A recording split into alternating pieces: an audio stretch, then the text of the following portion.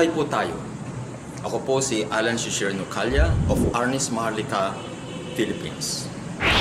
Nandito po ako para itaguyod ang ating sariling sports and martial art. Republic Act na po ito. Nakapasa na since 2009. Ngayon, 2016 na po ngayon, ay hindi pa na-implement itong batas nito. Ito po ay napaka-importante dahil tayo mga Pilipino suffer in our identity crisis. Nawala na po ang kultura natin. Importanteng ipamahagi natin to sa lahat ng Pilipino dito sa ating bansa at sa buong mundo na support Arnis Law.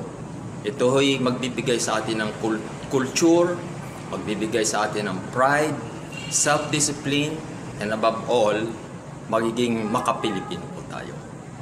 Dahilan po dito sa identity crisis, naging problema po yan sa lahat ng Pilipino.